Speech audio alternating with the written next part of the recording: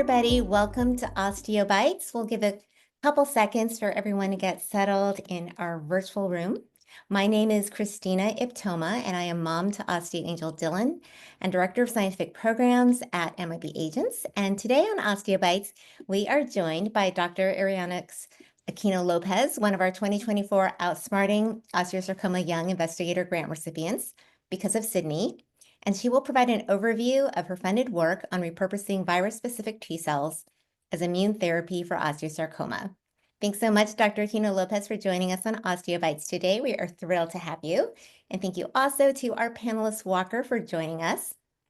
Everyone, please feel free to submit questions during the presentation through the Q&A at the bottom of your Zoom panel, and we will share those with Dr. Aquino-López after her presentation. A little bit more about our guest today. Dr. Aquino-López is an instructor in the Department of Pediatrics, section of Hematology-Oncology at Baylor College of Medicine, and she is committed to a career as a pediatrician-scientist with a particular interest in improving treatment options for children with cancer through the design of novel immune therapies, including cell therapies and antibody therapies. She's also interested in studying the impact of the tumor microenvironment on immune suppression to develop approaches to overcome cancer immune evasion.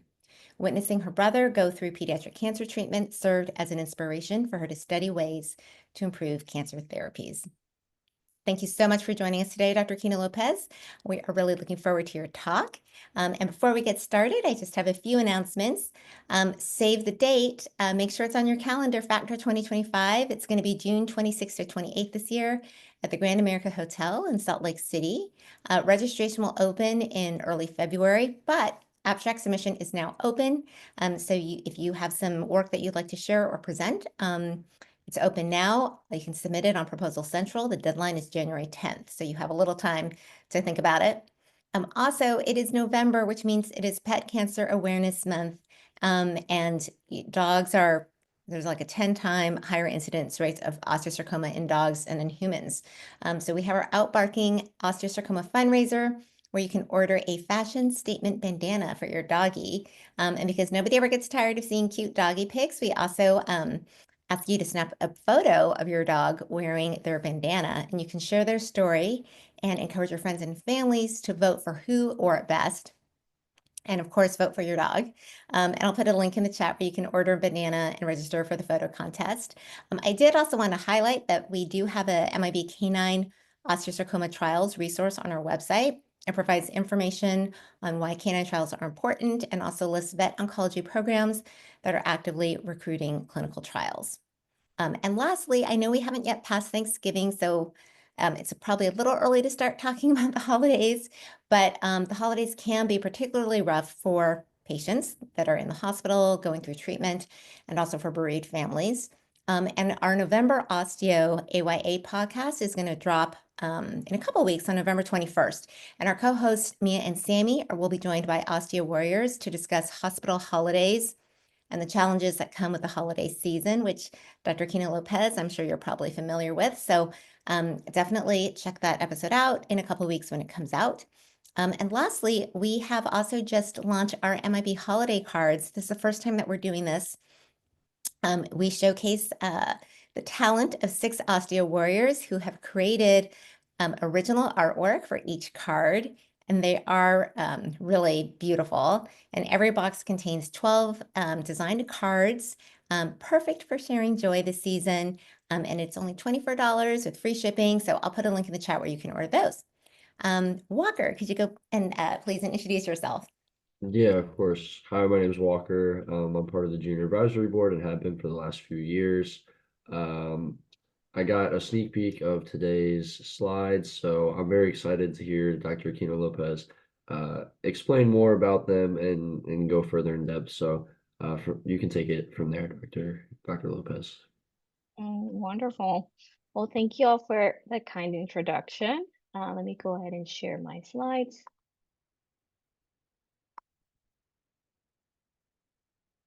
All right. That looks great. Perfect. All right. So as Christina mentioned, my name is Dr. Arianexys Aquino-López. I'm an instructor at Baylor College of Medicine, Texas Children's Hospital. in pediatric hematology and oncology. And today I'm really excited for the opportunity to talk a little bit about our project, repurposing virus specific T cells as an immune therapy for osteosarcoma.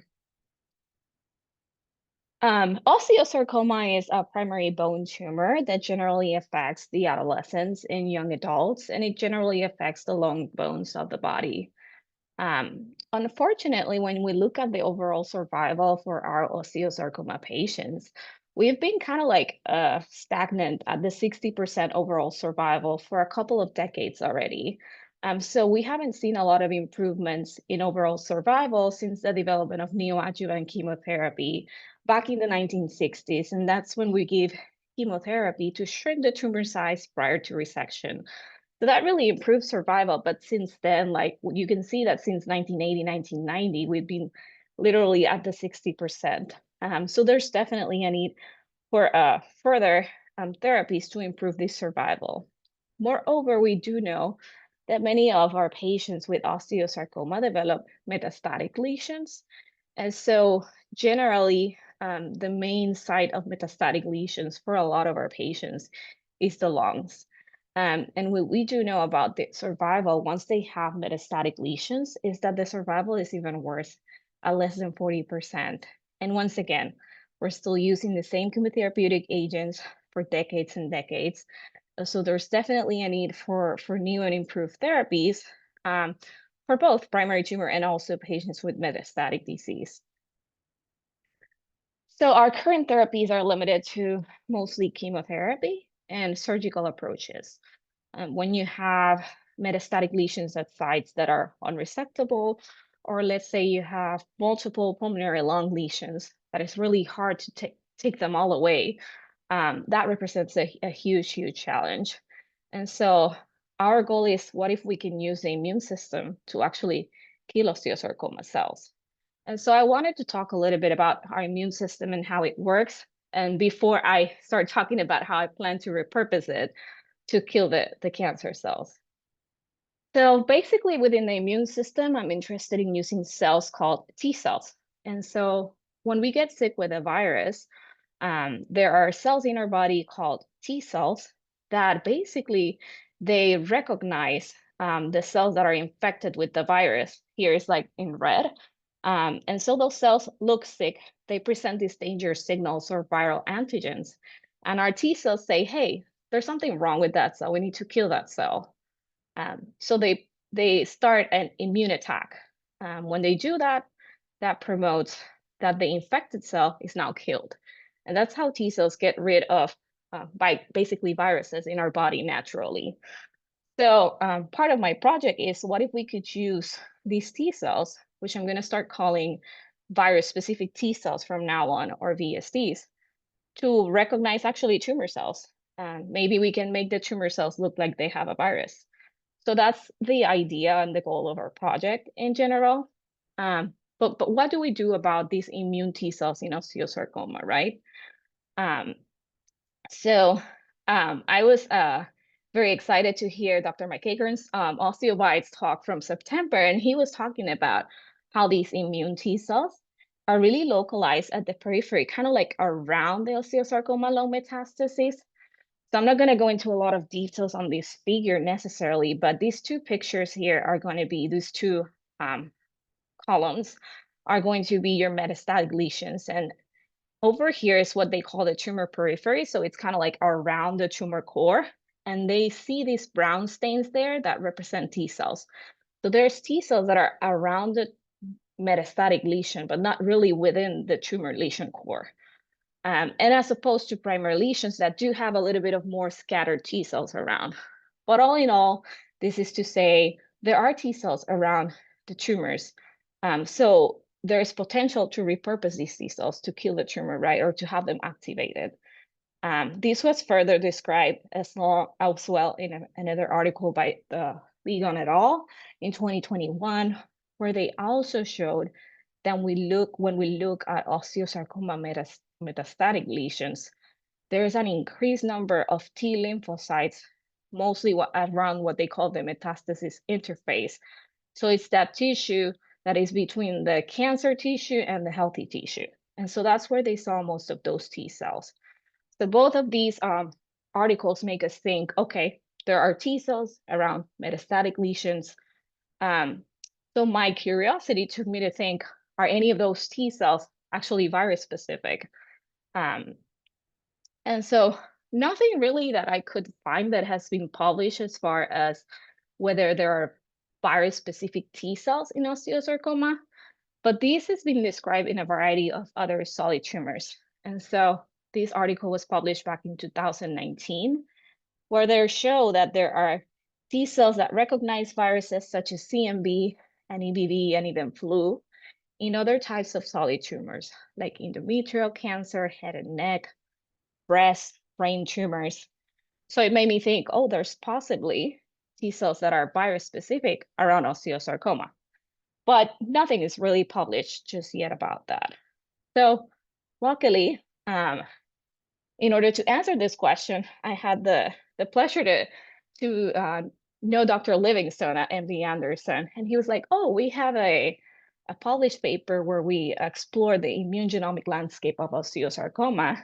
And in this paper, Dr. Livingstone and his group, they had already described T cell receptor sequences for tumor infiltrating lymphocytes in osteosarcoma patients. So basically, they were able to take osteosarcoma patient samples, expand the T cells that are in there, and look at what those T cells are capable of recognizing based on the T cell receptor. So I took some of that published data and I did a preliminary screen just to see with these published receptor sequences, is there potential that some of those T cells can recognize viral antigens or viral danger signals? And I screened about 10 patients. What I found is that at least 3 of these patients, when I look at their T cell receptors, they do have the potential or are predicted to recognize viral antigens or viral danger signals. In this case, for these 3 patients, these T cell receptors are predicted to bind CMV or cytomegalovirus antigens. So all in all, this just tells me that this suggests that there's possibly some of those T cells that are around the tumor that don't recognize viral antigens. So when I think about virus-specific T cells, there's a lot of types of viruses that you could think of. And so some of the most prevalent ones that we think about, one is CMV, but another one is EBV or Epstein-Barr virus. So I went to the literature and looked into how prevalent or how abundant are these viruses in our population of adolescents, because these are the patients that develop the osteosarcoma. And what I learned is when you compare the EBV or Epstein-Barr virus seroprevalence to the CMV one, there's a higher prevalence of EBV in patients around 10 to 20 years, which is our patient population for osteosarcoma. And around 60 to 80% of these population we would expect to have been exposed and be positive for EBV. While the CMV prevalence is a little bit lower at the 35 to 50%. So these made me think, okay, so if there's potential that some of those T cells around the tumor are EBV specific, what if we can repurpose them to kill a tumor? So our proposed combination therapy is repurposing Epstein-Barr virus specific T cells or EBVSTs to target the tumor cells. And in order to do that, we are proposing using a platform called, which I'm going to call binary virus or CADVIC. So this is a very exciting and groundbreaking technology developed at the Suzuki lab, which is one of our collaborators here at the Baylor College of Medicine. And I'll tell you a little bit more about how it works and why is it so exciting. But we're planning to use this platform, which is composed of an oncolytic virus and a helper-dependent virus, to help us have these virus-specific T cells recognize the tumor cells. So all in all, our hypothesis is that we hypothesize that within the solid tumor of osteosarcoma, there's not only tumor cells, which are these pink cells. There's stromal cells, which are kind of like other components of the tumor microenvironment. But there's also, we hypothesize there's virus-specific T cells around that tumor. And so we want to use this binary virus or CADVEC to infect the tumor. So now that tumor would look like it was infected by a virus, and those virus-specific T cells could get activated and kill the tumor cells. Now, we do know that maybe the population of T cells within the tumor is not super high. So we are also thinking about ways that we can enhance this therapy even further. And we have thought that we can grow these virus-specific T cells also in the laboratory. In fact, we do this all the time already for patients in the bone marrow transplant setting. When they get infected with a virus and they cannot clear it, we can infuse these virus-specific T cells. So we have thought about also the possibility of using exogenous or T cells that are grown in the lab to infuse our patients to enhance the efficacy of this proposed therapy. So I wanted to talk a little bit about the components of this binary virus. So it's composed of two main things. One of them is something we call an oncolytic virus. So an oncolytic virus basically is genetically modified so that it preferentially infects tumor cells. So it generally doesn't affect the healthy tissues. It won't replicate in healthy tissues, but it will in the tumor cells. And so this virus replicates and promotes what we call oncolysis, which is basically tumor cells burst and die. And as they do that, they release these tumor-associated antigens and all these tumor cell debris. So that actually promotes attraction and activation of the immune cells, so that then more immune cells are coming to that tumor site and promoting more tumor cell death. So there's cell death mediated by the virus and also by activation and recruitment of those T cells.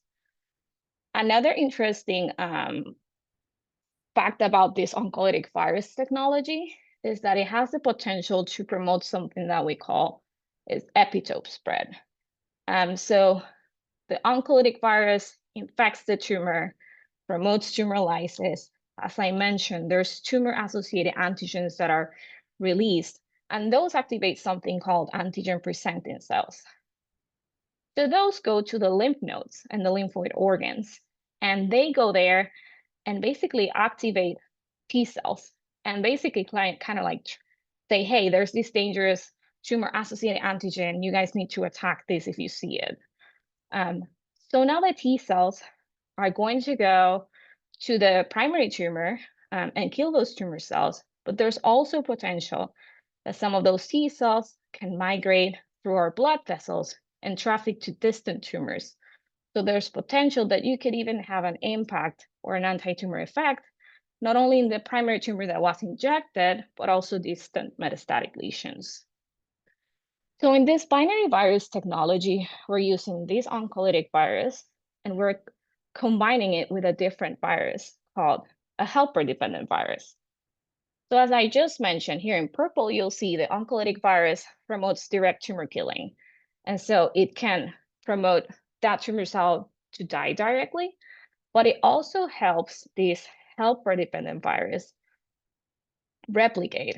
And when I think of the helper-dependent virus, the really nice thing about this virus is that it has cargo capacity. So it allows us to incorporate other genes into our therapy. So when we're using this combined therapy, there's a clinical CADVEC that is currently being used in adults, where we're incorporating cytokine IL-12 and the antibody anti-PD-L1. And I'll walk you a little bit through what this means. So by using these two viruses combined, we are not only promoting direct tumor lysis, but also production of the IL-12 cytokine at the tumor microenvironment. And so this is thought to help us increase the number of immune T cells, because cytokines are important for T cell proliferation. Also, by using this helper-dependent virus, we're incorporating an antibody called anti-PD-L1. So basically, sometimes tumor cells express this PD-L1 molecule, and when they do that, it acts as a stop sign, and it tells the immune system, hey, don't kill me. And so the way that this antibody works, it kind of like blocks that stop sign. So now the T cells can actually go ahead and get activated. So as I mentioned, the clinical CADVIC or binary virus that we're using currently in adults incorporates these two tools. But for my project, I want to incorporate a third tool. And this third tool is basically have these also encode for viral molecules. Because what I want to do is have those tumor cells now look like they're virally infected. And so that virus-specific T cells around it can kill those tumor cells as well. So I wanted to share a little bit of the exciting data that Dr. Suzuki's group has found with the clinical CADVIC, which I mentioned has mostly these two tools. It doesn't incorporate the viral molecules just yet. So this binary CADVIC platform has been tested in adults with solid tumors. And so here's one example of a patient with head and neck squamous cell carcinoma. And so for these patients, they did an injection with the CADVIC with these two viral components. And over time, they saw that after 30 weeks in PET scan, they saw resolution of this lesion. And so they have seen really exciting data with some patients even showing complete responses. So that's very exciting for us because we have a platform that is already being used in adults that has been shown to be safe with a minimal side effect profile.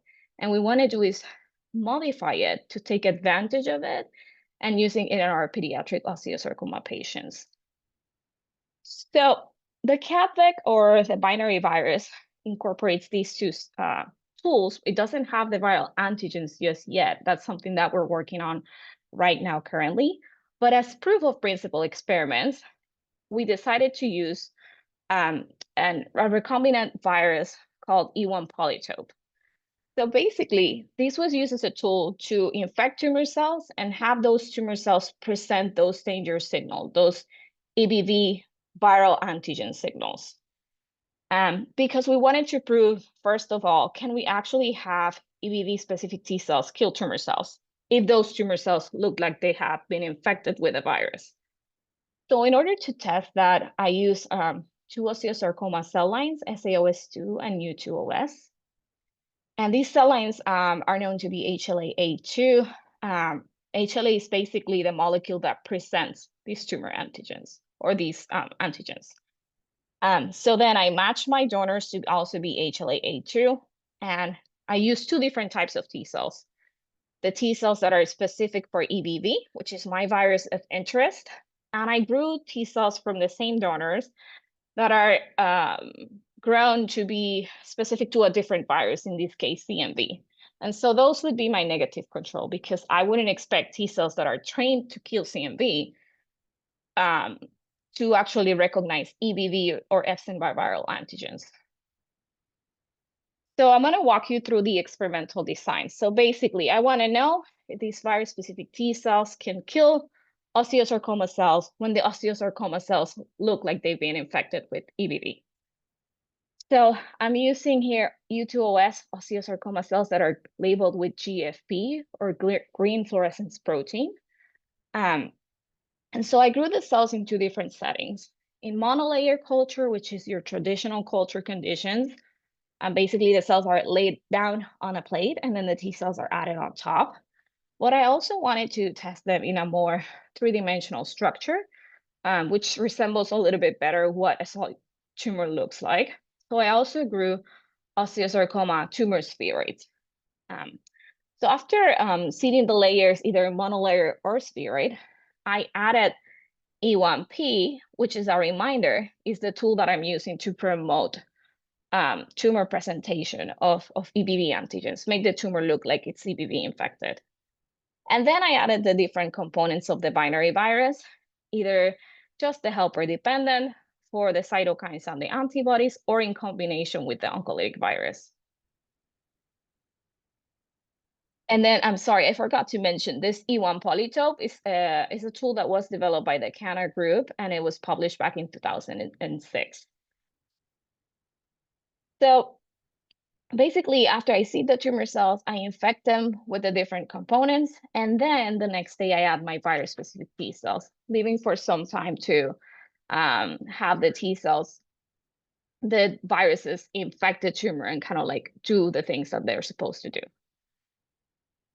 After I add my virus-specific T cells, I evaluate for anti-tumor activity. Basically, I'm looking at the loss of this green fluorescence protein, because as the tumor cells die, they'll start losing that green fluorescence. And so I'm going to look at that via InQSight on the spheroid models and via flow cytometry on the monolayer culture. So here I'm going to walk you through a little bit of the results with the monolayer culture. Basically, we have top row and bottom row. In the top row are tumor cells that were cultured with T cells that are specific for EBV. On the bottom row, these tumor cells were cultured with T cells that are specific for CMV. So basically, these are the T cells that I'm expecting to have anti-tumor effect. So here we're seeing that if you see the tumor cells with the T cells, most of the tumor cells remain alive after 5 days. And the way I know this is because here in the y-axis, we're looking at GFP or green fluorescence. And in the x-axis is 7-AAD, which is a marker of death. And so anything in this little black box means that those tumor cells are alive. So this tells me that virus-specific T cells by themselves don't kill the tumor cells because we haven't introduced any virus in there. Then I added 2 other control conditions. One of them is the helper-dependent virus without any genes, just to make sure that just having that helper virus there doesn't do anything. And indeed, it doesn't. And even when you have the helper-dependent with the transgenes, meaning in this plate, there are cytokines, there is antibody, but because there's no EBV antigens or viral antigens being presented, these cells are still not being activated. And so we see that at the end of the 5-day culture, most of the tumor cells remain alive. Now let's see what happens when I add E1 poly. As a reminder, this is the tool that we use to make those tumor cells look like they're virally infected with EBV. And so here you can see that the amount of tumor cells that are alive starts decreasing. So it goes from the 90% to the 70%. Meaning that some of those EBV-specific T cells are now getting activated and killing the tumor cells. And we didn't see that phenomenon with the CMV-specific T cells because they're not trained to recognize EBV antigens. Then we incorporated the components of the CADVEC or the binary virus. What if I also add on top of the EBV antigens, the helper-dependent virus, meaning I'm now adding cytokines and that special antibody that helps your T cells get activated. So now I see even a stronger anti-tumor effect. We see more of the cells are dead, and the cells that are alive go down from 70% to 25%. And this only happens when you have T cells that are recognizing EBV, and it doesn't happen when the T cells are CMV specific. Finally, for the last condition, I added the oncolytic virus to the mix.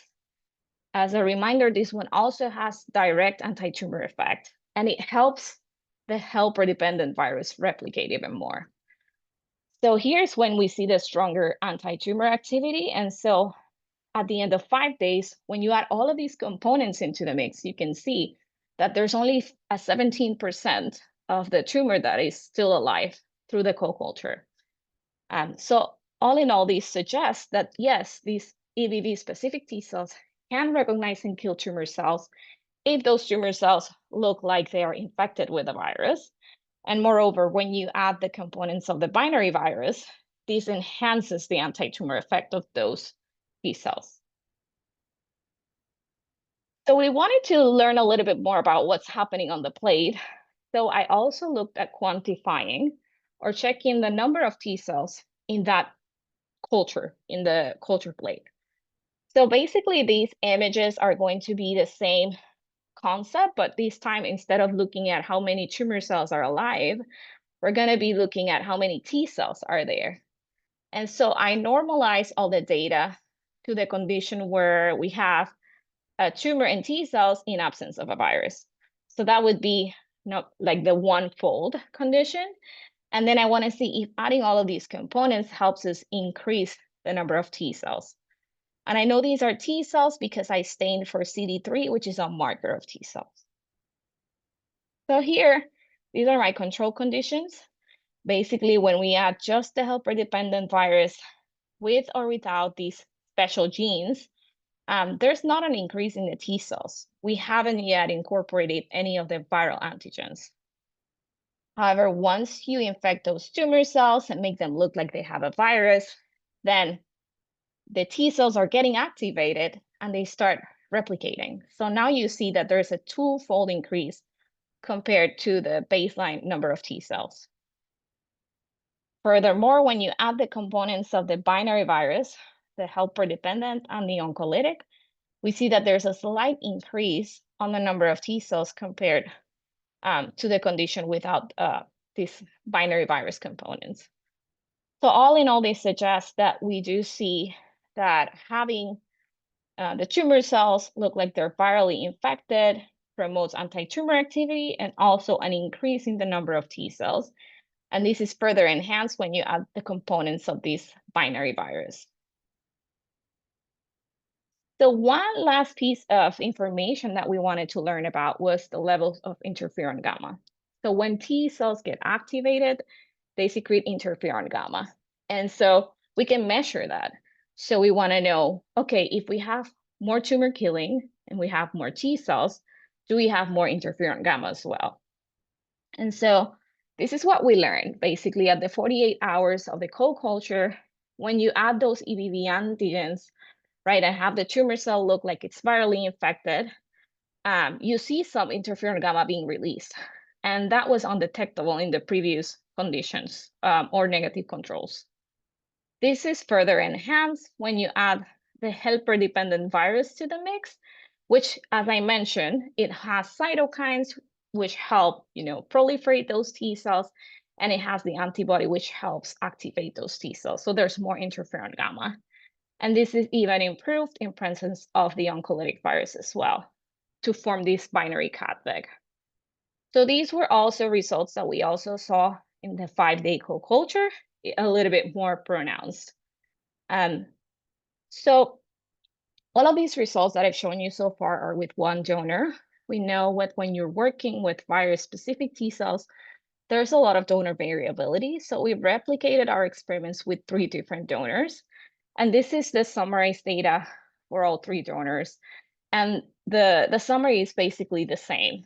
Incorporating E1 poly for addition of EBV antigens to make those tumor cells look like they're virally infected promotes some anti-tumor effects. So here the solid bar is when the T cells in the culture are EBV specific. And so those T cells kill maybe 30% of the tumor, but this is further enhanced when you add the helper-dependent virus for incorporation of the cytokines and those special genes, and even better when you have the full binary virus called CADVEG. And this correlated nicely with more anti-tumor effect, correlated with more T cells in the culture, and more activation of those T cells as quantified by levels of interferon gamma. So all of that was shown in a monolayer culture, but we know solid tumors are 3-dimensional structures. And so we generated these spheroid models. So these are basically like little tiny tumor clumps. And those tumor cells are labeled with green fluorescence. And then we basically added the virus-specific T cells to see whether they kill the tumor. And we would know that by looking at the loss of that green fluorescence. So here is a tumor spheroid that has been cultured with virus-specific T cells that are EBV specific, but these tumor cells have not been infected with any virus. So they are not being recognized by the T cells. And throughout the experiment, you see that the green fluorescence is preserved, meaning that that tumor spheroid remain alive despite all these T cells around. So our next question was, what happens with the spheroid if we infect it with these viral tools? So this is a video that I just showed you where you have a tumor spheroid with EBV-specific T cells, and it survives through 5 days of co-culture with preservation of that green fluorescence. Now we have a spheroid that has been infected with E1P. And so that spheroid is now, those tumor cells are presenting EBV antigens and they look like they've been infected with EBV. So now those T cells are actually kind of like starting to be able to get activated and kill that spheroid. And you can see that there's loss of that green fluorescence, suggesting tumor cell death. Finally, when we add the components of the binary virus that is in clinic right now, we can see that that loss of green fluorescence is a little bit more pronounced. And so towards the end of the experiment, we see that there's a loss of that green. And so these are still pictures of that last time point. And this is something that could be quantified and graphed. So here we're looking at the green fluorescence intensity, and here are different conditions. So when you have your tumor only or tumor with the T cells, the tumor continues to grow and there's more GFP. Now, when that tumor looks like it's been infected with EBV, those T cells start getting activated and there's loss of that GFP. And that's even more pronounced when you combine those EBV antigens with the binary virus components. So these correlates with the results that we saw in the monolayer culture, suggesting that yes, EBV-specific T cells can kill our tumor cells if they look like they've been virally infected. And this is even enhanced in presence of this special binary virus. So all in all, what are our conclusions? So we learned that EBV-specific T cells can be redirected to target osteosarcoma tumor cells when these tumor cells are presenting EBV antigens, both in two-dimensional and three-dimensional culture. Now, when we have the CADVIC or that special binary virus, that resulted in even an improved anti-tumor effect, increased number of T cells in the co-culture, and increased secretion of interferon gamma, which is a marker of our T cell activation. So this is very exciting because we know that if we can incorporate EBV antigens or viral antigens at the tumor site, then we can potentially enhance, promote activation of any EBV-specific tumor cells that are around the tumor. So what are we going to do with this, right? What are our current and future plans? So as I mentioned earlier, there's this clinical CADVIC that is being used in clinic for adults.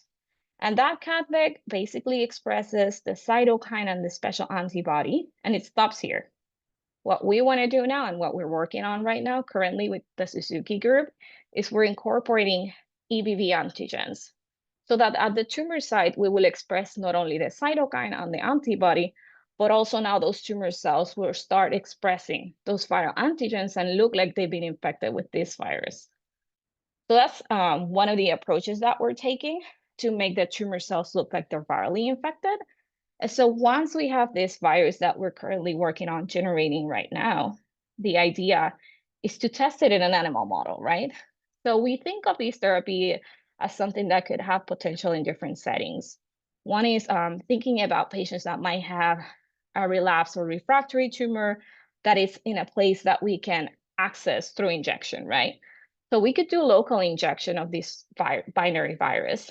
And so in an animal model, what that would look like is I would have a mouse that has two different tumors in different flanks, and I would inject the virus in one of the flanks, and then inject the virus-specific T cells and see where they go. Where they go? Do they kill the tumor? And one of the other questions that we would like to know is like, is there any impact on the tumor that has not been infected? Because as I mentioned earlier, there's potential for that effect called epitope spread for an anti-tumor effect on tumor nodules that haven't been directly infected. But what about those patients that have like a lot of metastatic lung lesions? Like, how are we going to reach those lesions? So one of the other models that we want to test for our binary CADVIC is using actually systemic injection of this virus and using an orthotopic or basically a model where the mice has the lung lesions already. And so I don't have a lot of time to explain all the details about how we're going to do this, but basically, you cannot inject these virus via the veins directly because they will be eliminated. You have to inject it, protect it somehow in some sort of a carrier. And so the carrier that we are proposing is called MSCs, or mesenchymal stromal cells. And we've already learned through work published by some of our colleagues, including Dr. Hoyos and Dr. McKenna at our lab, that MSCs have the potential to help us deliver these virus to the lungs, actually, and in particular to the lung nodules with cancer, while sparing the healthy tissues. So it's an approach that we know and has been tested already in animals to deliver these viral tools to the lung lesions. And then after that, we're going to be injecting our virus-specific T cells and tracking where they go and whether they have anti-tumor effect at those lung nodules. So talking a little bit about the feasibility and safety of this approach. So there's two main components, right? The virus-specific T cells, as I mentioned, these can be present already in the tumor. They can also be grown in the lab and be infused in patients. We already use them in the bone marrow transplant setting, in cancer patients safely. So it's a tool that it's already out there and that we know it's safe. And the other part of our therapy is the binary capsid virus developed by the Suzuki lab.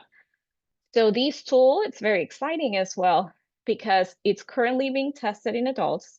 It has shown safety. There's a minimal toxicity profile, and it has already shown some exciting complete responses in different types of solid tumors in adults. So we're taking advantage of this technology and try to modify it and adapt it for the benefit of our osteosarcoma patients. So, and we're hoping that with these tools, we can make it better for osteosarcoma patients.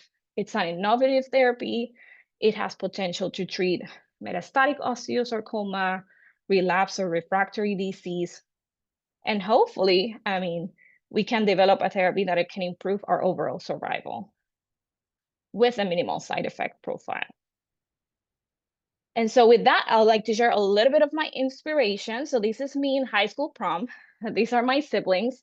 And this is my brother, Ediberto. He was like 18 at the time. He was undergoing chemo for osteosarcoma. And nowadays, this is him. This is a 2024 updated picture. And this is his son. And he's doing well. And we're very thankful. He underwent chemotherapy, surgical resection. And he's one of the proud he's an osteo warrior, as we call them. And so that's a little bit of my story and why I'm pursuing this, just to try to find better therapies so that other patients can have the same success story that my brother had. And with that, I'd like to thank all the people that helped me make this work possible, mainly my primary mentor, Dr. Brenner, who's been really supportive of all of this work and helped me brainstorm ideas and experiments, and Dr. Katie McKenna, Dr. Ann Lin and Cleon Rooney, the experts on virus-specific T cells, and particularly the Suzuki group and Amanda Rosewell for all of the binary virus work that they pioneered. And then my funding sources, including the MIB Agents Young Investigator Grant, and this work is because of Sydney. And with that, I am happy to take any questions. Thanks so much, Dr. Aquino-Lopez. And feel free, everyone, to add any questions to the Q&A. I think we already have one come in. Walker, if you want to take that. Yeah, I can start off with that. So the question that came in the chat asked, is there anything special about the molecular environment of osteosarcoma, bone tissue / metastatic tissue, interface, and then in parentheses, unique extracellular matrix, growth factors, etc. And then they asked that sequesters the T cells in place there and thus hinders their infiltration into the tumor. That's a great question. I don't know that we really know exactly why the T cells are not infiltrating, particularly in the metastatic lesions. I think that we still have a lot to learn about that. But from the few things that we do know about metastatic lesions that our platform is trying to take advantage of is, for example, we do know that metastatic lesions have higher expression of this PD-L1. And as a reminder, this is a stop sign for T cells. So when you compare those with primary bone lesions, there's more PD-L1, so more stop signal for the T cells. And so that's why in our platform, it's really convenient that we have that special antibody that blocks that signal. So it should potentially help the T cells now get activated and start infiltrating. And the other thing is, like, by using this oncolytic virus, we would be disrupting that tumor microenvironment, and hopefully that would help with more infiltration of those T cells. But yeah, I think there's still a lot to learn about why in particular is it that the T cells are not really going into the metastatic lesions. Gotcha. Yeah, that makes sense. I had a question. So at the end, you were talking about how you can't directly inject the virus and that you need like a carrier. Last week in the presentation, the presenter discussed like a nano cage. Is that kind of what you were talking about for what you're using, or is that something different? I wasn't really sure. Yeah, it's different. So these are a type of cell called mesenchymal stromal cells. So basically, these are cells that we can grow in the lab, but you can infect these cells with the virus, and basically they act like as a little carrier as we talk. And so Mm, those cells have we do know that when we inject them, they basically get trapped in the lungs. And so from what we've learned with animal studies, from work from my colleagues previously, Dr. Oyus and Dr. McKenna, they get trapped in the lungs and they release this virus in the lung nodules. So they don't, so this virus is not being released in the healthy tissues. They've explored the spleen, the liver, and those are not getting infected. So it's a pretty nice approach that there's been some animal work already done with models with lung cancer, like adult lung cancer. So I want to incorporate that model, but using osteosarcoma lung nodules. Um, so there's already some potential and some proof of principle data there. We just want to kind of like take advantage of that and polish it so that we can actually move it forward to patients. okay. Okay, that makes sense. Yeah, that's cool. It's a different approach, but I mean, Yeah. there's different groups trying to find ways to deliver these viruses to the Okay, specific places of interest. So yeah, there's definitely a lot of room for learning. gotcha. Thank you. There's another question that just came in the chat. They ask, is the activity of the VST cells impacted by MHCL expression and potential downregulation of the tumor cells? Yes, excellent question. So for the T cells to recognize the viral antigens, they have to be presented in MHC. So yes, MHC has to be, of course, presented on the cell surface. What we do know is that if you think back of my experiments, there's a high level of interferon gamma when we add all of these binary virus components to the mix.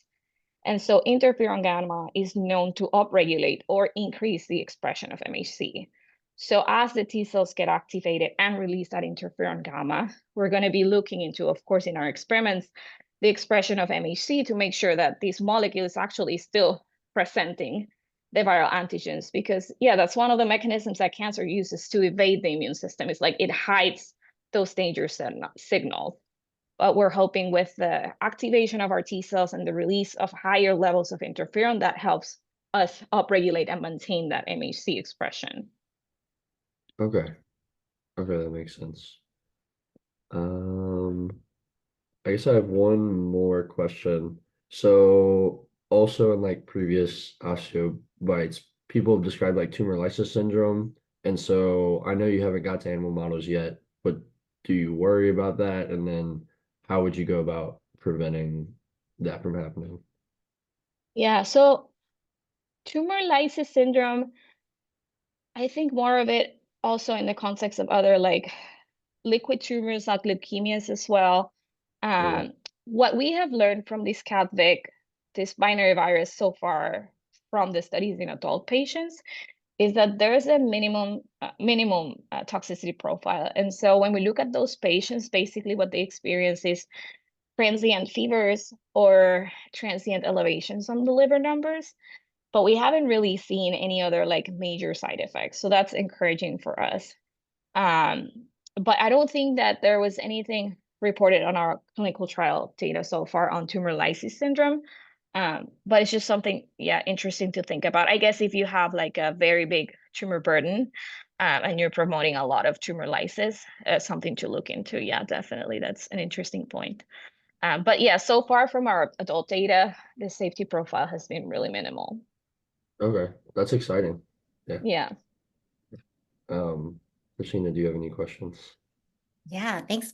Great questions, Walker. I'm thinking about just some of the challenges that there have been for other cellular therapies like CAR T cell therapy or even NK cells, and how this might address some of those barriers that we've seen. So, for example, I think the kind of diverse antigen expression has kind of been an issue. And so with the EBV antigens, I know you had a nice chart where you kind of showed that EBV was more prevalent in pediatric patients than CMV, but I was just wondering in osteo specifically, right? Because we've talked about like different antigens for CAR T, like GD2 or something, and we're not quite sure like, you know, how many patients express a specific antigen, but then even within a patient, there's heterogeneity, right? Like there's some that express GD2, some that don't. Mm-hmm. So can you give us a sense of that, of like how many patients, and I guess even specifically with osteo, do we think have, you know, those the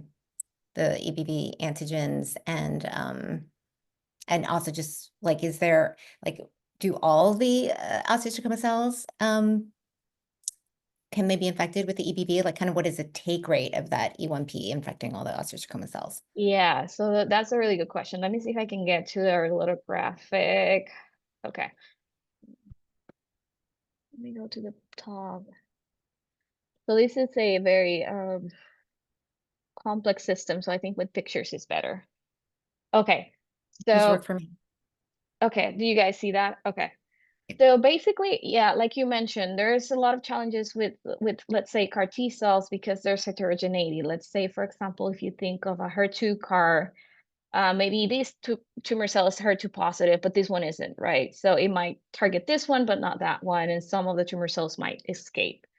When we're thinking about this binary virus platform, so what I'm trying to do is have this platform introduce the EBV antigens so that all of these cells that are infected with this will show that EBV antigen. So it would be like a great way to kind of like make the heterogeneous tumor more homogeneous in the sense that all of those cells that are infected with the binary catholic would present these EBV antigens. So these would be regardless of whether the patient was or not infected with EBV previously. The advantage of, let's say, if a patient was previously infected with EBV, then some of those T cells around the tumor would have been trained to target EBV. And so they could potentially kill some of the tumor cells. But let's say a patient wasn't previously infected with EBV, then we can grow the EBV specific T cells in the lab and give them to the patient. So the gist of these binary catholic is using it as a tool to deliver the EBV antigens and make the tumor and also the stroma around the tumor look like it's been EBV infected.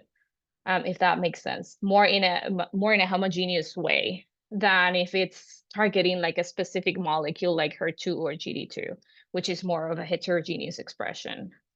Does that make sense? That does make sense. And then it's able though to effectively infect all the osteosarcoma cells, I guess is the other part. Like, Yeah, I mean that's the idea. We will have to see, of course, in our animal work, you know, if there's residual tumor and how much of that is and what would be the reasoning behind it. But by definition and by the design of the oncolytic virus, the way that it works, it replicates on the tumor cells. So you would think that as there is more tumor cells alive, that it would still replicate and continue to promote viral infection as long as there's tumor cells around. But yeah, that's to be determined if it will infect all of the tumor cells. That's to be determined by, I guess we'll have to wait on the animal studies, and of course, from our human studies, we're going to learn so much more. Yeah. I get it though. But the idea though is that you are kind of overcoming that heterogeneity Correct. barrier by making Yes, them. Okay, got it. And then exactly. That's part of the idea. Yeah. And then another I think, issue with some CAR T, for example, is just T cell exhaustion and then also persistence, like they don't persist. And so kind of how does that work in this? Yeah, no, absolutely. So when we grow these virus-specific T cells in the lab, we can test them at the end of the expansion, and we've tested them for markers of exhaustion, like TIM3, PD-1, LAG3. And basically, there's a very, very minimal amount of those T cells that are exhausted. So meaning if we use a product that was generated in the lab from the get-go, we know that they're not exhausted. The question of persistence, I think it's a little bit tricky in the solid tumor setting, because sometimes we track persistence by looking at the blood and the levels of these T cells in the blood. But often when you think about it, if the cells are in the tumor doing what they're supposed to be doing, you might not be able to track them in the blood. So I think it's a little bit challenging to think of the persistence. Though the advantage of using virus-specific T cells is that you're also kind of like prompting this memory response, right? So as long as there's more antigen or EBV antigen being expressed, there are more of the T cells are going to continue to replicate. So we're hoping that this could be a persistent response. But yeah, we would have to be tracking over time. But with that caveat, right, when we think of checking for T cells in blood in the context of solid tumors, I don't know that that'll give us all the answers, because what if they're actually at the tumor site? We might not see them in the blood, and then we might be believing that they're not persistent, but what if they're actually in the tumor?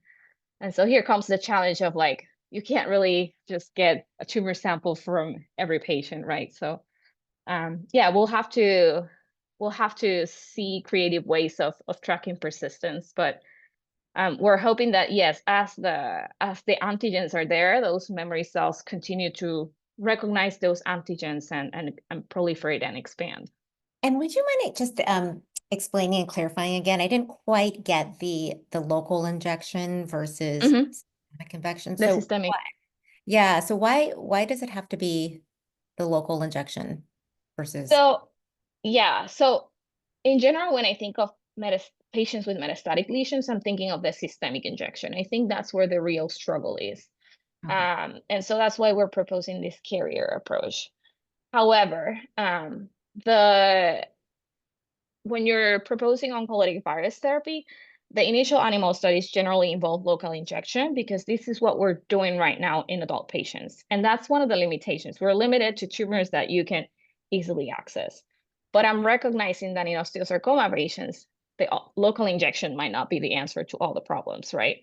Because not all patients will have, let's say you might have a patient with a recurrent tumor that you can easily inject.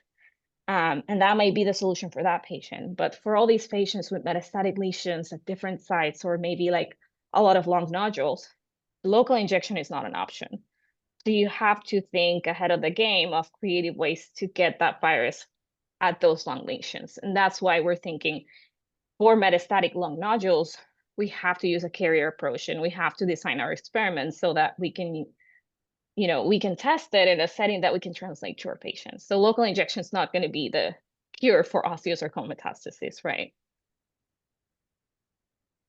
And then, I mean, I think you had mentioned kind of different, clinical settings where this might apply, like relapse or refractory disease. But I mean, it seems to me that especially with kind of an immunotherapy like this, that it would be really good at kind of mopping up disease or micrometastatic disease. And, like the use case could be kind of after you get rid of the bulky disease with MAP and with resection, to then employ something like this to, find, have your body find all the little the disease that we can't see or remove. Yeah. No, definitely. That's another interesting model that we've thought about, kind of like in the future. One other thing you could do is like, what if you have, let's say, an animal model with a primary tumor? You resect the primary tumor, then the animal model develops, micromets or visible mets. But you had already injected the virus. Would that help us prevent the development of those mets? And I think that would be something later down the line that we would definitely want to explore. Yeah, so there's just different ways along the treatment plan where you could incorporate it. And definitely, I just see it as a very exciting field for our patients with metastasis, because they do have, very limited options, and we really need to come up with something for them. So that's why I'm trying to focus on them, but for sure it could be applied in different settings. Yeah, no, that's great. I mean, it's such a novel concept and way of using the virus-specific T cells. So very excited to see your progress on this work, and thank you so much for sharing with us today, and for being our guest on OsteoBytes and for making it better for osteosarcoma patients. More information on this and all OsteoBytes can be found on our website at mibagents.org, on the MIB Agents YouTube channel, and at your favorite podcast place. And our next OsteoBytes is going to be in a few weeks on December 5th. We will be joined by Dr. Chris Richards from the University of Kentucky. He will discuss his 2024 OutSmarting Osteosarcoma funded work on macrophage engineered vesicles to treat pediatric osteosarcoma. And in the meantime, remember, don't miss our November Osteo about hospital holidays, and that's going to drop on November 21st. You can find our OsteoBytes lineup for the next few months on our website, and if you have any ideas or topics that you'd like to hear about, please feel free to email us at events@mibagents.org. Thank you again so much, Dr. Aquino-Lopez and Walker, for spending an hour with us today. And thanks to all of you for taking time out of your day to join us. We hope to see you back here in a few weeks on December 5th when we chat with Dr. Chris Richards. Thanks, everybody.